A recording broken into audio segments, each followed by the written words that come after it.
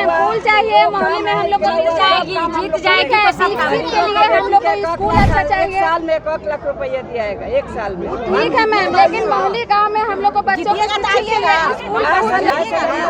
नमस्कार, आप देख रहे हैं फर्स्ट बिहार झारखंड और मैं आपके साथ वंदना। राबड़ी देवी से जनता ने सवाल पूछ डाला। जनता के बीच जब राबड़ी देवी अपनी बेटी मीसा भारती के लिए वोट मांगने पहुंची तो उन्हें भारी फजीहत का सामना करना पड़ा।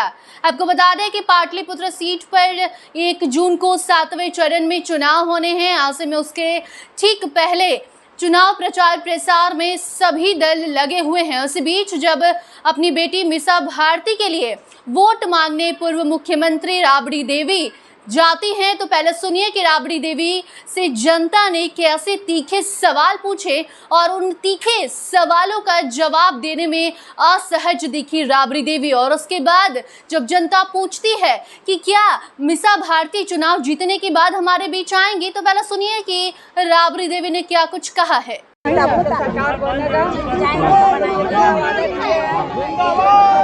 देखिए मैम, फूल चाहिए, मोहल्ले में हम लोग को जीत जाएगी तो सीट के लिए हम लोग को स्कूल अच्छा चाहिए। साल में 1 लाख रुपया दिया जाएगा, 1 साल में। ठीक है मैम, लेकिन मोहल्ले गांव में हम लोग को बच्चों को हम लोग आपके सामने सब दिन हमें 500 रुपए के ना, हमारा जब सरकार बनेगा 500 रुपए आपको 500 रुपए गरीबों का नौकरी, गरीबों का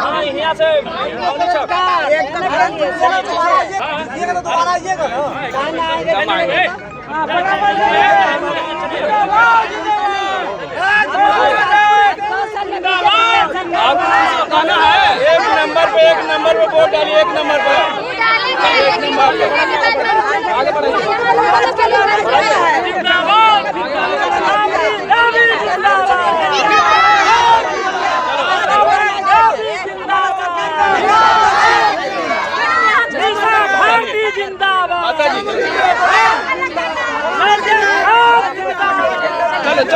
तो देखिए, आखिरी चरण यानी कि 7वें चरण का मतदान 1 जून को होना है, जिसमें पाटलिपुत्र सीट भी शामिल है। पाटलिपुत्र सीट की अगर हम बात करें तो यहाँ से राजद ने मीसा भारती को टिकट दिया है। मीसा भारती लालू प्रसाद यादव की बेटी हैं। ऐसे में एक तरफ जहाँ रामकृपाल यादव एनडीए के प्रत्याशी हैं तो वहीं दूसरी तरफ लालू प्रसाद यादव की बेटी मीसा भारती इस सीट से चुनावी मैदान में उतरी हैं। उनके लिए अब जब इनकी मां राबड़ी देवी वोट मांगने जाती हैं, जनता के बीच पहुंचती हैं तो वहां जनता जो है वो गुस्से में नजर आई। जनता का सवाल था कि अगर राबड़ी देवी की बेटी यानी कि मीसा भारती चुनाव जीतती हैं तो क्या वो जनता के बीच जाएंगी। इसके बाद राबड़ी देवी से जनता ये भी तीखे सवाल करती है कि अगर 5 साल पहले मीसा भारती यहाँ से हार भी गई तो उस दौरान 5 साल के भीतर वो जनता के बीच क्यों नहीं आई। अब फिर वोट मांगना है तो आप लोग हमारे पास आते हैं और वोट मांगने के बाद फरार हो जाते हैं।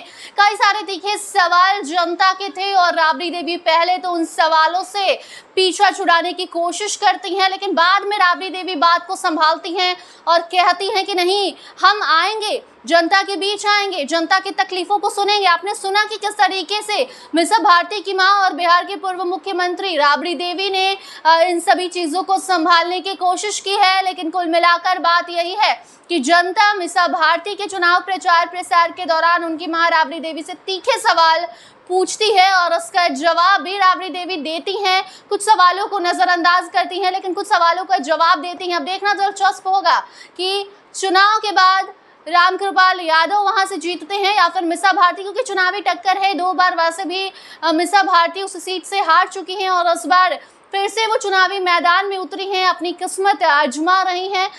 नतीजा क्या होगा 4 जून को सब सामने आ जाएगा। तब तक आप तमाम खबरों से रूबरू होने के लिए देखते रहिए फर्स्ट बिहार झारखंड। धन्यवाद। पनोरमा ग्रुप, जो सोचता है वो करता है। आपके अपने सपनों का आशियाना। ये लो, मुंह मीठा करो। आज मैंने अपना जॉब छोड़ दिया, अब हम पूर्णिया वापस जाएंगे। जॉब छोड़ दिया है? मतलब ये घर कैसे चलेगा? हम करेंगे क्या? और माँ बाबूजी क्या बोलेंगे? इसलिए मैं एक और मिठाई का डब्बा लाया। अपने बिजनेस के लिए लोन अप्रूव हो गया। अरे लोन अप्रूव हो गया वो तो ठीक है, लेकिन पूर्णिया में हम रहेंगे कहाँ? अपना घर भी तो नहीं है वहाँ। इसलिए तो एक और मिठाई का डब्बा अलग से लाया हूँ। हमने पूर्णिया में घर ले लिया है, पूर्णिया के ई होम्स पैनोरमा में। पूर्णिया में पैनोरमा ग्रुप लेकर आए हैं ई होम्स पैनोरमा।